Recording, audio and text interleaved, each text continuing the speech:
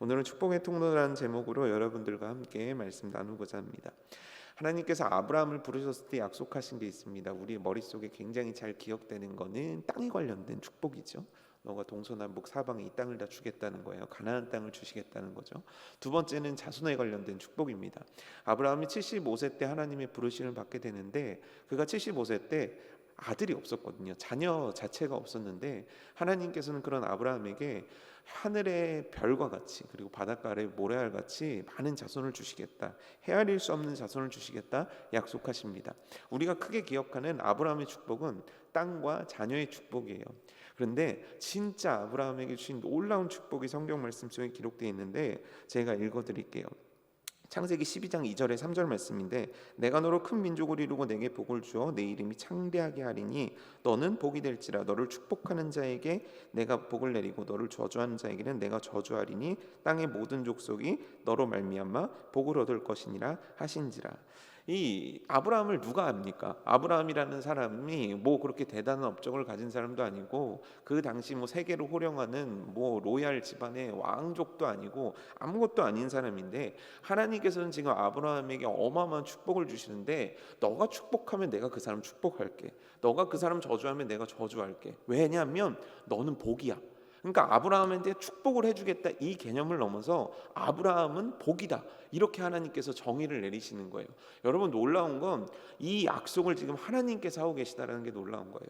하나님께서 아무것도 아닌 자, 별것도 아닌 자를 복으로 만드시겠다는 거예요. 그래서 어떤 일을 하시기 원하시는가? 모든 족속이 너로 말미암아 복을 얻을 것이니라. 너 때문에 이 모든 족속들, 이 땅에 존재하는 모든 족속들이 너 때문에 복을 받도록 내가 만들어 줄게. 이 사람이 이런 축복을 어찌 받을 수 있겠습니까? 그런데 이 약속하신 분이 하나님이시고, 하나님은 이 약속을 우리가 잘 알듯이 이루십니다.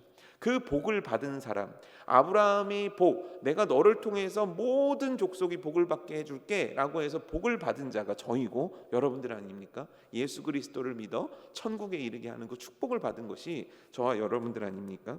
이 복을 받은 우리들 얼마나 축복된 인생입니까? 근데 여기서 우리가 한 가지 꼭 생각해야 될 게 있습니다.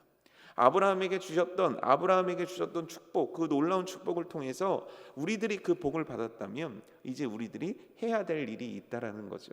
우리 크리스천들에게 하나님께서 반드시 원하시는 그 한 가지가 있다는 겁니다. 오늘 그 한 가지가 무엇인지 저와 여러분들 함께 말씀 나눠보고자 합니다.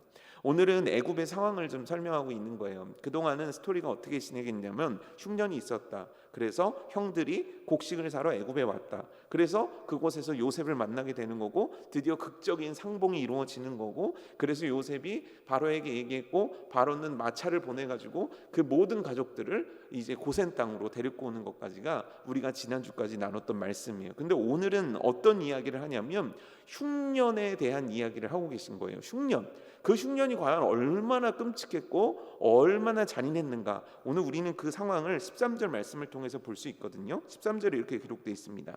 기근이 더욱 심하여 사방에 먹을 것이 없고 애굽 땅과 가나안 땅이 기근으로 황폐하니. 세 가지가 나와요. 첫 번째는 뭐냐면, 시작된 기근이 점점점 더 심해지고 있다는 거예요.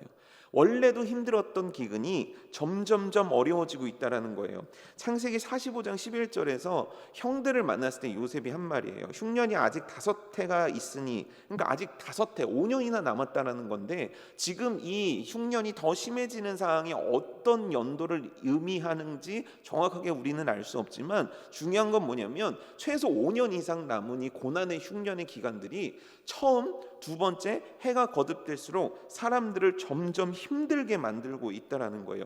그래서 말씀이 이루어지고 있어요. 그 말씀이 뭡니까? 너희들은 풍년의 때를 기억조차 하지 못할 거야. 기억조차 하지 못한 이유는 흉년이 그만큼 지독해져 가고 있었다라는 거예요. 점점점 더 심해지는 고통, 점점점 더 심해지는 가난, 점점점 더 심해지는 굶주림이 지금 현재 이 애국과 가나안 땅의 모든 사람들이 겪고 있는 고통이었다라는 거예요. 그래서 어떤 결과가 이어지고 있냐면 사방에 먹을 것이 없더라라고 나오거든요. 조금 있단 말이에요. 아무리 어려워도 옛말에 그런 말 있잖아요. 부자가 망해도 뭐 3년은 먹고 산다 이런 말 있잖아요. 그러니까 아무리 없지만 그래도 어디 구석에 가면 조금 먹을 것도 있고 남겨둔 것도 있고 뭐 집집마다 곡간도 있었을 테니까 곡간에 남아있는 것도 있을 수 있단 말이에요. 근데 기근이 점점 더 심해짐에 따라서 이들에게는 먹을 것 남아있는 것이 하나도 없어서 표현하기를 사방에 어디를 봐도 먹을 것이 존재하지 않았다. 그래서 그 결과 또 어떻게 됐는가? 황폐해졌다라는 거예요. 황폐하다는 말은 뭐냐면 불에 타다라는 의미를 갖고 있고 또 의미는 발광 끝에 기진하다라는 뜻을 갖고 있거든요. 이게 지금 백성들의 모습인 거예요. 가나안 사람들과 애굽 사람들이 이 사방을 둘러봐도 먹을 것이 없으니까 기진해 버린 거예요. 더 이상 어떠한 것도 할 수 없을 만큼 완전히 탈진해 버린 것이 그들의 상황이었다는 거예요. 그런데 모두에게 먹을 것이 없는 건 아니었어요. 먹을 것이 있는 곳이 딱 한 곳이 있었죠. 그곳은 어디일까요? 그곳은 어디일까요? 먹을 것이 있는 곳이 있었어요. 그곳은 어디일까요? 너무 문제가 유치한가요? 다 아시는 건가요? 바로 바로에게 있었죠. 그래서 사람들이 어떻게 하냐면 바로에게 와서 돈을 주고 곡식을 사기 시작하는 거예요. 그래서 14절을 보면 요셉이 곡식을 팔아 애굽 땅과 가나안 땅에 있는 돈을 모두 거두어 들였다라고 얘기해요. 그러니까 사람들이 먹을 게 없으니까 있는 거 없는 거 다 갖다가 와서 돈을 주고 곡식을 사가지고 표현하기를 애굽에 있는 모든 돈들은 지금 다 바로에게로 왔다라는 거예요. 바로가 부자가 됐다는 뜻이기도 하겠지만 반대로 그만큼 지금 백성들의 삶은 매우 어려워지고 있었다라는 거예요. 근데 여러분, 돈이라는 게 우리들에게 항상 있습니까? 그렇지 않잖아요. 아직도 가뭄의 때가 남았고 아직도 굶주림의 시간들이 남았는데 돈이 떨어지고 있는 거예요. 그러니까 이제 돈이 다 떨어진 사람들은 그 다음에 곡식을 살 어떤 것이 필요한 거 아닙니까? 그때 등장한 것이 바로 말, 양떼, 소떼, 나귀, 이 짐승들, 가축들이 나오는 거예요. 우리가 지난 시간 배웠지만 애굽은 막 대규모로 목축업을 하는 것들은 천민들이 하는 일이었고 지금 이들이 갖고 있는 양떼, 소떼, 말, 나귀 이런 것들은 아마 교통수단 내지는 아마 농사를 짓는 데 쓰였던 것으로 추측해 볼 수 있는데 어찌됐건 그거를 가지고 가서 제발 받아주십시오. 이걸로 곡식을 바꾸어 주십시오. 이렇게 된 거예요. 그래서 그것도 받아줍니다. 그래서 보면 성경을 보면 그 해 1년치 먹을 것들을 그 짐승과 바꿔서 그래도 백성들은 좀 먹고 살기 시작하는 거죠. 하지만 가뭄이 끝나지 않은 거예요. 짐승도 갖다 팔고 집에 있는 것도 다 갖다 팔고 이제 남은 것이라고는 딱 두 가지가 있는데 하나는 몸이고 건강한 이 육신이고 두 번째는 뭐냐면 땅밖에는 남은 것이 없다라는 거예요. 그런데 몸과 땅밖에 남지 않은 것보다 더 심각한 문제가 있었어요. 그게 뭐냐면 이제 미래가 사라져 버렸다는 거예요. 그게 무슨 얘기냐면 우리가 18절을 보면 그 해가 다가고 새해가 되매 우리는 이제 이걸 이렇게 봤을 때는 2021년이 끝나고 2022년이 됐나 보다 이렇게 생각할 수 있는데 여기서 그 해는 뭐냐면 짐승들을 갖다가 팔았던 해를 의미하는 거고 새해는 뭐냐면 이제 그 다음 해가 됐다는 거예요. 이제 팔 걸 다 팔고 사람들은 뭐 물물 교환할 수 있는 건 다 교환하고 몸과 토지밖에 남지 않았던 그 해가 됐다라는 거고 이 해는 7번째 해라는 거죠. 7번째 해가 됐다는 거예요. 그럼 7번째 해가 됐으니까 야 진짜 1년만 어떻게 버티면 1년만 어떻게 견디면 우리가 이제 내년서부터 하나님이 흉년을 안 주시니까 그래도 미래가 있지 않을까 희망이 있지 않을까 우리들에게 내년의 삶이 좀 나아지지 않을까라고 생각을 할 수 있는데 그럴 수가 없어요. 왠지 아십니까? 이들에게 종자가 없어요. 종자가 없어요. 농사를 짓는데 꼭 필요한 게 종자거든요. 종자씨라는 거 아시죠? 그래서 농부들에게 있어서 이 종자씨는 절대 건드리지 않아요. 보릿고개를 넘어가든 가뭄이 있든 이 종자씨를 먹어버리면 내년이 사라지게 되는 거예요. 예. 그렇기 때문에 이거를 꼭 보관하고 이거를 꼭 염두에 두고 이거는 절대 건드리지 않아야 되는 것임에도 불구하고 7년의 흉년이 종자씨고 뭐고 이게 중요하겠습니까? 죽고 사는 문제 앞에서 이들은 종자씨마저 다 먹어버렸고 그 땅에 농사를 지은 씨가 없었다라는 거예요. 그래서 이들이 지금 요셉에게 찾아가서 간청을 합니다. 새해가 다가오는 거예요. 이제 새로운 때가 다가오고 있는 거예요. 그런데 우리들이 종자씨가 필요하니 이들이 요청합니다. 19절 말씀이거든요. 우리가 어찌 우리의 토지와 함께 주의 목전에서 죽으리이까? 우리 몸과 우리 토지를 먹을 것을 주고 사소서. 우리가 토지와 함께 바로의 종이 되리니 우리에게 종자를 주시면 우리가 살고 죽지 아니하며 토지도 황폐하게 되지 아니하리이다. 이제 마지막 남은 거 땅하고 우리 몸이 오니 이거 받아주시고 곡식 좀 주시고 제발 종자씨를 좀 남겨주세요. 그래서 우리가 뭔가 희망 있게 우리가 이 살아왔고 버텨왔던 시절만 잘 버티고 끝나는 것이 아니라 우리들에게 내일에 대한 소망을 좀 주세요. 지금 요셉에게 그렇게 요청하는 거죠. 그래서 요셉은 우리가 읽지 않은 말씀이지만 23절에 이와 같은 대책을 그들에게 줍니다.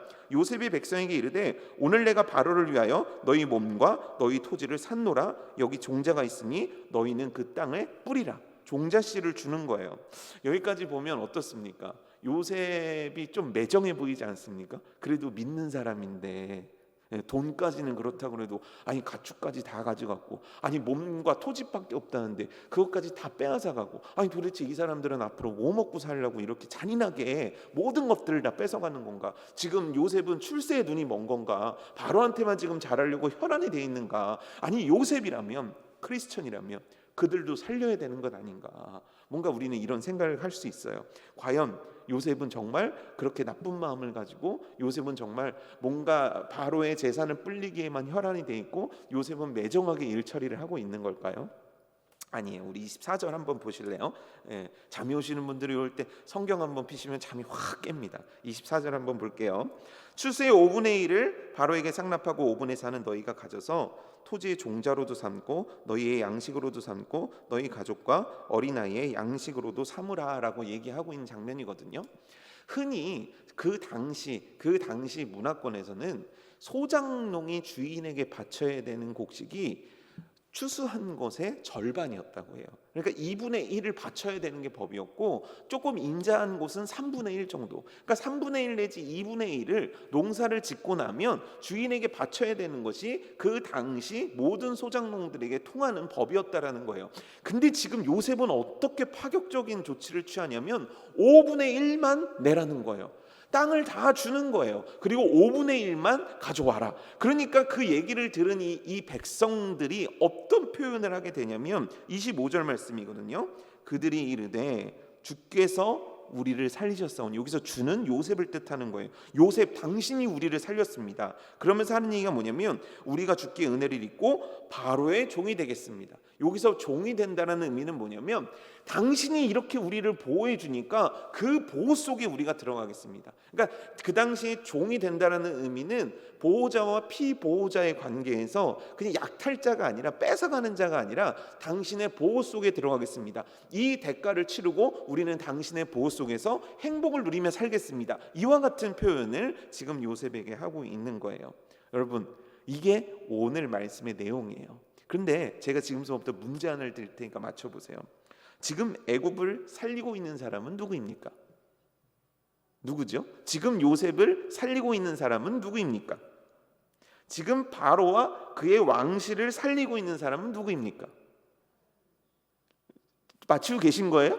제가 이게 있어서 안 들려요, 여러분들. 네. 지금 야곱과 그의 가족을 살리는 사람은 누구입니까? 지금 하나님의 계획을 살려내는 사람이 지금 누구입니까? 누구죠? 어떤 사람이 지금 어떤 사람 때문에 모든 가나안 사람들과 모든 애굽 사람들과 야곱과 그의 형제들이 살아나고 있냐는 거예요. 누구죠? 요셉이요. 요셉을 통해서 하나님은 살리고 계신 거예요. 요셉 때문에 사는 거예요. 바로가 요셉 만나서 지금 왕 제대로 유지하며 살아가는 거예요. 만약에 여러분 바로가 요셉이 없었다면 어찌 보면 바로는 왕위를 유지하지 못할 수도 있고 그 나라가 쑥대밭이 됐을 수도 있어요. 근데 요셉 때문에 사는 거예요. 애굽의 모든 고관 대직들이 요셉 때문에 살고 있는 거예요. 그 제사장 무리들도 요셉 때문에 살고 있는 거예요. 그 백성들도 요셉 때문에 살고 있는 거예요. 그 옆집에 누구 저 옆집에 누구 할 거 없이 모든 사람들이 요셉 때문에 살고 있는 거예요. 왜죠? 요셉이 바로 하나님께서 그 시대 가운데 심어 놓으신 축복의 통로이기 때문이에요. 요셉을 통해서 그들이 복을 받는 거예요. 요셉을 통해서 그들이 생명을 얻고 있는 거예요. 요셉을 통해서 그들이 하나님의 은혜를 경험하며 살고 있는 거예요. 여러분, 이 축복의 통로의 사명은 바로 우리들의 사명이에요. 하나님께서 그 시대에 요셉이란 자를 통해서 축복을 흘려보냈듯이 지금 이 땅 가운데, 이 시대 가운데 축복의 통로는 믿기 어려우시겠지만 바로 저와 여러분들이에요. 진짜 믿기 어려운 표정들을 하고 계시네요. 정말 믿기 어려우시겠지만 하나님은 이 시대 가운데 우리를 축복의 통로로 삼으셨습니다. 그래서 우리를 통해 하나님의 은혜와 하나님의 축복과 하나님의 위로와 하나님의 사랑과 하나님의 회복이 다른 어떤 자가 아니라 바로 나를 통해서 흘러가도록 만들어주고 계시다는 거예요. 여러분, 그래서 우리가 가는 곳에는 살아나는 역사가 일어나야 돼요. 크리스천들이 가는 곳에는 그곳이 살아나야 돼요. 그 가정이 살아나야 되고 그 목장이 살아나야 돼요. 그 정말 굶어 죽는 사람들이 우리 때문에 살아나야 되고요. 영혼이 메말른 자들이 우리 때문에 살아나는 역사가 일어나야 돼요. 왜냐하면 그 시대와 그 공간과 그 순간 속에 하나님이 나라는 사람을 축복의 통로로 삼으셨기 때문입니다. 묻고 싶습니다. 여러분들은 축복의 통로이십니까? 여러분들은 축복의 통로로 오늘을 살아내셨습니까? 여러분들은 축복의 통로로 오늘도 멋지게 주의 뜻 감당하며 사셨습니까? 사실 축복의 통로로 살아낸다는 거 쉬운 일은 아닙니다. 왜냐하면 우리들에게 더 익숙한 건 교회 다니는 사람일 거예요. 그냥 교회 다니는 사람 아니요. 우린 교회 다니는 사람들이 아니에요. 축복의 통로예요. 하나님께서 여러분들을 통해 하실 일이 있는 축복의 통로라는 거예요. 우리가 아주 흔히 축복의 통로를 할 때 비유되는 큰 호수 두 개가 있죠. 하나는 갈릴리 바다, 갈릴리 호수라고 하는 거죠. 그리고 또 하나는 사해 바다, 사해 큰 호수를 의미하는 거예요. 근데 갈릴리 호수에는 물고기가 살아요. 갈릴리 호수 주변에서는 사람들이 먹고 살아요. 갈릴리 주변에서는 어부들도 살고요, 농사도 짓고요, 푸릇푸릇 초록초록해요. 근데 사해 바다는 물고기가 한 마리도 없어요. 그곳은 죽어 있어요. 그곳은 썩어 있는 거예요. 도대체 왜 이런 일이 일어날까요? 왜 그럴까요? 이유는 간단합니다. 딱 하나의 차이 때문이죠. 갈릴리 호수는 물이 들어와서 나가는 통로가 있고 사해 바다는 들어오지만 나가는 통로가 없는 거예요. 그래서 사해 바다는 사람들이 관광도 가고 야 이거 뭐 튜브 없이 물에도 둥둥 뜨니까 너무 좋고 뭐 염도가 높고 사람들이 거긴 광물도 많고 좋은 이야기를 하지만 실제 그곳에는 생명이 일어나진 않아요. 과학이 발달하고 좋아지니까 사람들이 그곳을 사용하는 것뿐이지 생명은 그곳에 없어요. 왜요? 흘려보내지 않기 때문이에요. 여러분, 우리는 복입니다. 우린 축복의 통로예요. 우리를 통해서 세상은 주님을 봐야 돼요. 우리를 통해서 세상은 하나님의 영광을 보게 돼야 돼요. 우리를 통해서 이 세상은 우리 때문에 복받아야 돼요.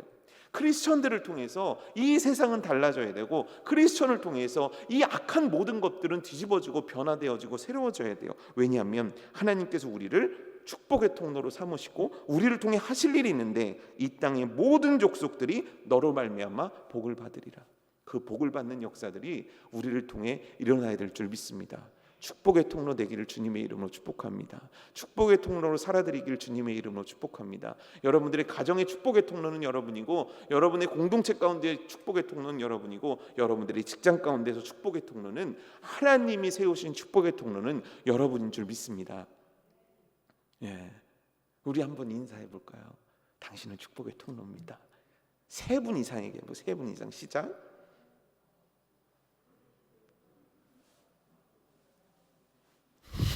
뭐 하세요? 3분 하니까 다 그냥 이러고만 계세요. 우리는 축복의 통로입니다.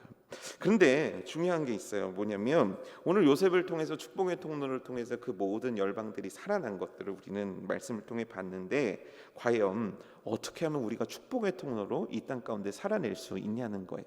첫 번째는 뭐냐면 내가 축복의 만남이 돼야 된다는 거예요. 내가 축복의 만남이 되어줘야 돼요. 여러분, 바로가 요셉을 못 만났다면 어떻게 됐을까요? 바로가 요셉을 놓쳐버렸어요. 요셉과 바로의 만남이 없었어요. 그러면 그는 7년 6년을 어떻게 보내야 됐을까요? 여러분 생각해 보세요. 바로에게 있어서 요셉은 정말 축복 그 자체였어요. 바로에게는 그 누가 등장해도 요셉만한 사람이 없는 거예요. 왜죠? 요셉 때문에 살았으니까요. 궁에 있는 모든 사람들은 요셉을 만나서 축복을 경험한 거예요. 요셉은 그 만난 모든 이들에게 축복이 되어줬어요. 바로 이거예요. 우리들은 바로 그런 자가 되어야 된다는 거예요. 요셉의 형들도 요셉이 축복이었어요. 요셉의 아버지인 야곱도 요셉이 축복이었어요. 이와 같은 역사들이 일어난 거예요. 만남이 축복이 되도록 해야 되는 게 우리들이 해야 될 일이라는 거예요. 우리도 많은 사람 만나잖아요. 그렇죠? 여러분들도 많은 사람들을 만나고, 저도 목사다 보니까 사람들을 만난단 말이에요. 그렇다면 여러분 인생을 살아갔을 때 기억 남는 만남들이 있잖아요. 야, 그 사람이 해준 그 말, 그 사람이 잡아줬던 손, 그 사람이 도와줬던 그 작은 도움, 그 사람이 나한테 베풀어줬던 친절, 그 사람이 나한테 행해줬던 선, 그것 때문에 내 마음이 회복되고 기쁨을 얻고 내 인생에 다시 힘을 얻고 내가 다시 주님을 향해 갈 수 있고, 그런 만남의 축복들이 우리 인생 가운데 있었단 말이에요. 그게 없이 지금 이 자리까지 예수 그리스도를 믿는 사람들은 이 땅에 없어요. 그 누구를 만난 거예요. 그게 책을 통해서든 그게 어떠한 매체를 통해서든 그건 알 수 없지만 내 인생의 복을 전달해 준 그 축복의 통로들이 있었기 때문에 우리들이 성장해서 지금까지 올 수 있었다는 거죠. 그 만남이 내가 되어줘야 된다는 거예요. 아, 누군가가 나한테 좀 나타내 주겠지, 누군가가 나한테 나타내 줬으면 좋겠어, 이것이 아니라 내가 바로 그 사람이 되어줘야 된다는 거예요. 내가 누군가의 영혼을 살려내고, 내가 누군가에게 위로를 전해주고, 내가 누군가한테 그리스도를 보여줄 수 있는 그 한 사람, 그 만남의 축복이 바로 내가 되어주어야 한다는 거예요. 근데 여러분, 쉽지 않아요. 왠지 아십니까? 사는 게 바빠요. 나 하나 챙기기도 힘든 거예요. 나 하나 몸 어떻게 추스리기도 힘든 거고, 나 먹고 살기도 힘든 거예요. 아니, 직장 속에서 무슨 축복의 통로는 축복의 통로예요. 나 하나 버티기도 힘든데 그냥 나 하나 열심히 다니고 나 하나 안 잘리면 좋겠고, 우리는 우리 스스로에게 집중되어 있는 경우가 너무 많다는 거죠. 저도 그렇습니다. 아, 나 하나 어떻게, 나의 일 하나. 그래서 제가 새벽마다 생각날 때마다 하나님 앞에 드리는 기도가 있어요. 보통 이제 스케줄이라는 게 있지 않습니까? 그래서 그날 누구누구를 만나게 되면 항상 기도합니다. 하나님, 내가 그 사람들한테 은혜를 끼칠 수 있게 해달라고, 내가 그 사람들의 목마름을 채워줄 수 있게 해달라고, 하나님 나를 통해서 그 사람들이 살아날 수 있게 해달라고. 오늘 하나님, 제가 누구를 만났는지 나 때문에 그 사람이 회복되고, 오늘 내가 어떤 사람과 이야기하는지 모르겠지만 그 사람과 얘기할 때 그 사람이 예수 그리스도의 은혜를 경험할 수 있게 해달라고 제가 항상 하는 기도거든요. 여러분, 우리가 이게 필요한 거예요. 이게 뭡니까? 내가 일단은 축복의 통로라는 거를 자각해야 돼요. 아, 그냥 오늘 사는 게 아니에요. 그냥 대충 사는 게 아니에요. 먹고 살려고 사는 게 아니에요. 나를 쓰시고자 하시는 하나님의 계획대로 살아가는 게 우리들의 인생이에요. 그렇다면 오늘 나는 알아야 돼요. 내가 축복의 통로라는 걸. 그래야 내가 누군가에게 축복된 만남이 될 수 있다라는 거예요. 그래서 제가 인사를 시킨 거예요. 나는 축복의 통로고 여러분은 축복의 통로라는 거예요. 그거를 먼저 인식해야 돼요. 그걸 먼저 인지해야 돼요. 그거를 기억해야 돼요. 그걸 마음에 둬야 돼요. 그런 다음에 어떻게 하냐면 사소한 나의 삶 가운데 하나님 앞에 물어봐야 돼요. 실제 우리 삶에 막 7년, 6년, 7년 막 풍년 막 꿈을 보고 이런 일들이 일어나기는 쉽지 않죠. 사실 내 삶은 되게 사소해요. 오늘도 일어나서 오늘도 그냥 밥하고, 오늘도 빨래하고, 오늘도 직장 가고, 오늘도 맨날 만나는 사람 똑같이 만나는 것 같고, 어떤 내 삶에서는 특별한 일들이 생길 것 같지 않아요. 하지만 그 사소함 속에 하나님, 날 향한 뜻이 무엇입니까? 물어야 돼요. 하나님, 오늘 이 사소한 인생 가운데 내가 어떠한 축복의 통로로 주께 쓰임받을 수 있을까요? 주님, 오늘 나를 만나는 사람들, 나의 가게를 지나드는 사람들, 만나는 모든 이들이 나를 통해 그리스도를 알 수 없을까요? 우리들의 관심과 우리들의 생각이 그곳에 있어야 되고, 매일매일 사소하게 이루어지는 삶 가운데서 우리는 주의 뜻을 구할 수 있어야 돼요. 왜냐하면 그 사소하다고 여긴 그 현장이 바로 하나님이 나를 축복의 통로로 삼기 원하는 그 현장일 수 있기 때문이에요. 그러니 여러분 기억하십시오. 여러분들은 축복의 통로입니다. 그리고 그 사소한 현장 가운데 하나님, 내가 어떠한 일을 할까요? 내가 어떻게 하면 이곳을 살려낼까요? 하나님께 그 물음을 던질 수 있는 그 지혜로운 자가 여러분 되기를 주님의 이름으로 축복합니다. 또 두 번째는 뭐냐면, 축복의 만남, 축복의 통로가 되기 위해서는 우리에게 매일매일의 훈련과 순종이 필요하다는 거예요. 요셉이 성경에 등장했을 때 가장 강력한 단어, 요셉이 어떠한 삶을 살고 있었는지 우리들에게 딱 알려주는 단어 하나가 있는데, 그건 뭐냐면 채색 옷이라는 단어예요. 채색 옷을 어떤 분들은 제가 주일학교 때는 그 전도사님들이나 목사님이 오색 막 빨주노초 막 이렇게 된 오색 옷, 컬러풀한 옷이라고 가르쳐 준 분 계셨고, 또 어떤 분들은 메이커 옷이라고도 막 설명해 주고 계신 분도 계셨는데, 이 채색 옷은 실제 그런 컬러가 들어간 옷이 아니라 긴 옷을 의미하는 거예요. 목축업을 하는 사람들은요, 우리가 이제 그 가끔 성화라는 거를 통해서 보면은 막 다윗도 보면은 긴 옷 입고 있던가요? 짧은 옷 입고 있죠. 보통 무릎 정도 오는 짧은 옷을, 가운 같은 걸 입고 여기다 끈을 딱 둘러대는 게, 그리고 옆에 딱 지팡이 하나 드는 게, 요게 그 당시 유행했던 그 패션이었단 말이에요. 목축업을 하는 사람들의 패션. 그런데 야곱이 어느 날 요셉한테 어디서 구해왔는지는 모르겠지만 긴 옷을 입히는 거예요. 여기서 길다라는 건 팔이 길다라는 뜻이 아니라 이 기장이 긴 옷을 의미하는 거예요. 그러니까 질질 끌려다니는 옷을 하나 갖고 온 거예요. 목축업을 하는 사람들에게 그 옷은 어울리지 않아요. 목축업을 하는 사람들은 그 옷을 입으면 일을 할 수가 없어요. 뛰어다닐 수가 없어요. 여러분 생각해 보십시오. 여러분들이 며느리가 들어왔다고 해요. 이제 며느리가 들어왔는데 여러분들이 막 김장을 하고 있어요. 근데 와가지고 갑자기 흰색 긴 티셔츠를 입고 와가지고 팔을 이렇게 휘두르면서 김치를 담그겠다 그러면 여러분들 어떻게 하시겠어요? 어떻게 하시겠어요? 얜 개념이 있나 속으로 생각하신 다음에 그걸 입 밖으로 꺼낼 수는 없으니까 얘야 옷부터 갈아입고 와라 이렇게 하죠. 그렇죠, 맞아요. 작업이 필요한 작업복이 있었고, 요셉은 절대적으로 작업복을 입고 있어야 될 짬이었어요. 절대 긴 옷을 입으면 안 돼요. 근데 왜 야곱은 그에게 긴 옷을 입혔을까요?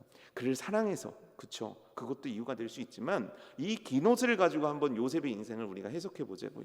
결국 이 긴 옷은 누가 입는 옷이냐면 관리자들이 입는 옷이에요.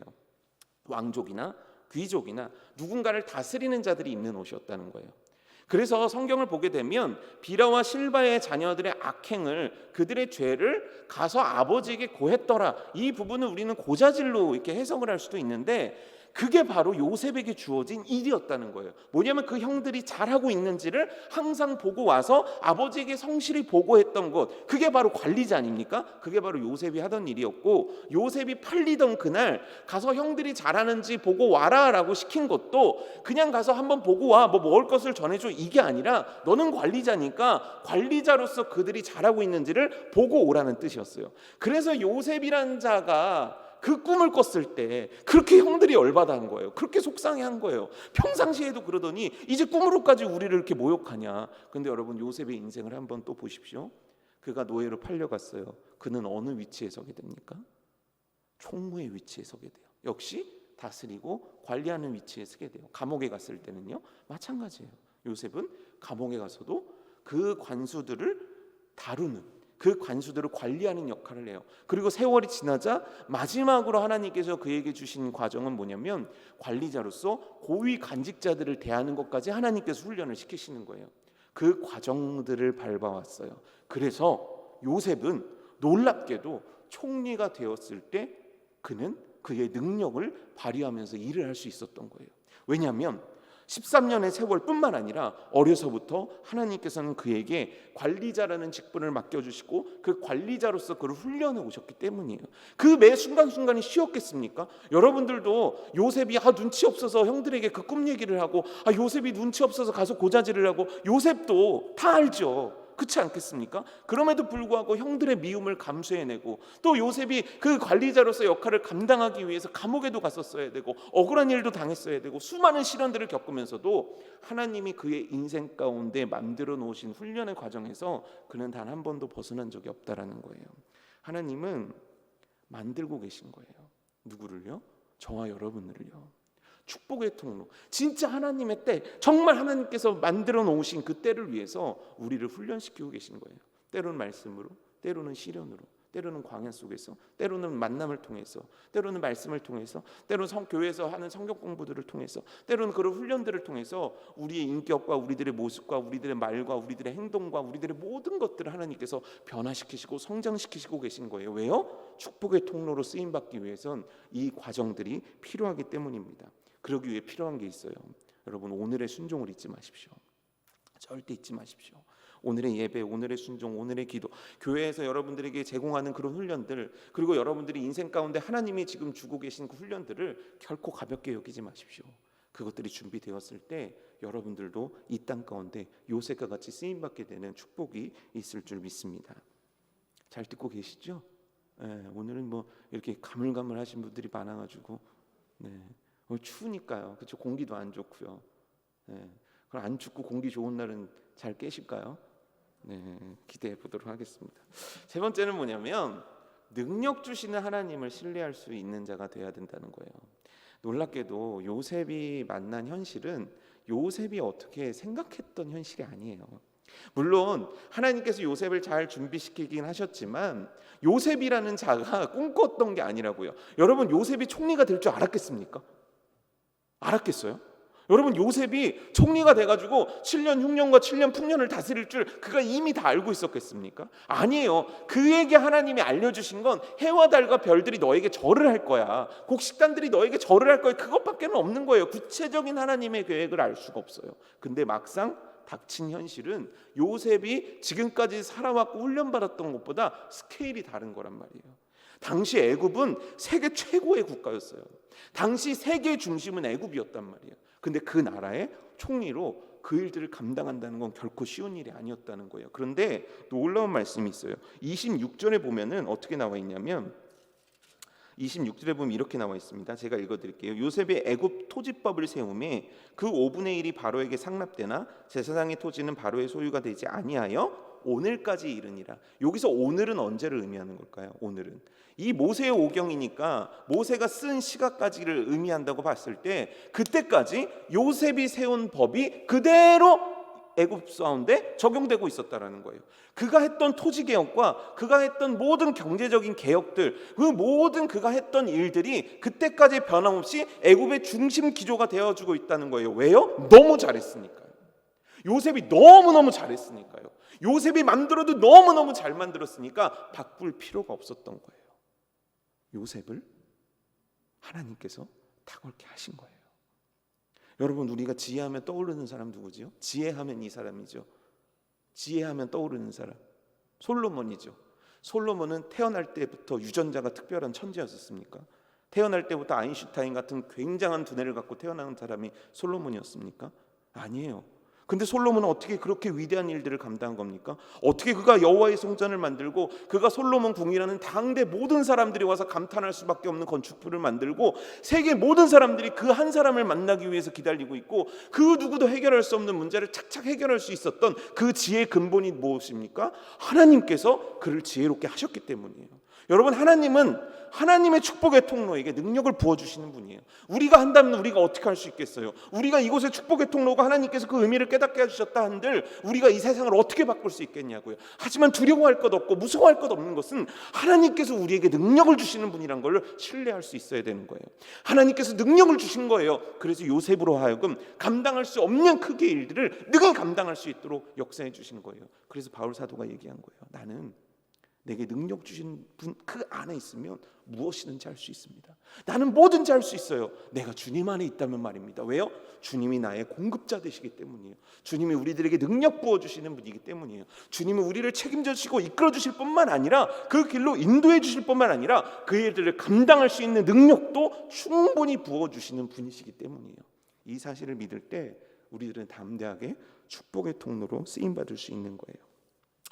고인이 되신 분이죠. 이건희 회장이 한 말이 있어요. 이건희 회장이 뭐 돈이 워낙 많은 분이니까 돈을 막 쓰는데 딱 한 분야에 있어서는 묻지도 따지지도 않고 무조건 많은 돈을 써도 되는 분야가 하나 있었다고 해요. 그건 뭐냐면 인재를 스카우트하는 일들에는 아낌없이 돈을 썼다는 거예요. 그게 얼마가 됐던 간에 그 사람을 데리고 오는데 쓰는 돈에 대해선 한 번도 말을 한 적이 없대요. 그 이유가 뭐냐면 한 사람이 그 회사를 살려낼 수 있다, 이 믿음이 있었기 때문이라는 거죠. 사실 오래된 이야기고 요즘에는 너무 흔한 일이죠. 한 사람이 전 세계를 먹여 살릴 수 있고 한 사람이 한 나라를 먹여 살릴 수 있다. 그러니 우리들은 그렇게 교육을 시켜야 되고 그런 인재를 양성해야 된다. 이런 얘기 아마 들어보셨을 거예요. 성경 보실래요? 창세기, 출애굽기, 사사기, 열왕기, 상하, 바벨론, 포로 시기, 성전 재경, 성벽 재건, 마태, 마가, 누가, 요한, 사도행전, 오늘날의 일까지 하나님이 쓰시는 건 바로 한 사람이었어요. 세상을 바꾸고 열방을 바꾸고 교회를 바꾸고 공동체를 바꾸고 가정을 바꾸는 건 바로 한 사람이에요. 그 한 사람 누굽니까? 하나님이 세우신 축복의 통로 그 한 사람이에요. 여러분, 그 한 사람이면 하나님은 충분하신 거예요. 여러분들은 누구입니까? 저는 누구입니까? 하나님께서 그 한 사람으로 지목하여 세우신 축복의 통로입니다. 우리 한 사람을 이 가정 속에 심어 놓으신 건, 우리 한 사람을 우리 전도회 가운데 심어 놓으신 건, 우리 한 사람을 목장 가운데 심어 놓으신 건, 우리 한 사람을 지금 이 시대 가운데 세워 놓으신 건 우리를 통한 하나님의 뜻이 있기 때문이에요. 그 뜻이 각자 다를 거예요. 그 뜻이 각자 세밀하게 다를 거예요. 하지만 공통적인 게 있습니다. 바로 너를 통해 모두가 복받기를 원한다는 바로 축복의 통로로 하나님께서 우리를 세워 놓으신 거예요. 여러분, 하나님은 나를 통해 살리기 원하시고, 하나님은 나를 통해 모든 열방들이 하나님을 보게 하기를 원하시고, 하나님은 나를 통해 축복의 역사들을 만들어내길 원하시는 거예요. 그 축복의 통로가 바로 저 여러분입니다. 그러하니 축복의 통로임을 기억하십시오. 축복의 통로로 살아드리십시오. 축복의 통로가 되기 위해서 매일매일 하나님 앞에 사소한 삶 가운데 물어보십시오. 축복의 통로가 되기 위해서 그 하나님의 훈련의 과정들을 순종함으로 따라내십시오. 순종하기 위해서 그 축복의 통로로 쓰임받기 위해서 오늘 하나님이 나에게 복 주시고 은혜 베풀어 주시며 힘 주시는 분이시란 것을 잊지 마십시오. 축복의 통로 되기를 주님의 이름으로 축복합니다. 축복의 통로로 여러분들의 가정과 여러분들의 주변을 바꿔내는 믿음의 용사요 믿음의 사람이 바로 여러분들 한 사람 한 사람 되기를 주님의 이름으로 축복합니다.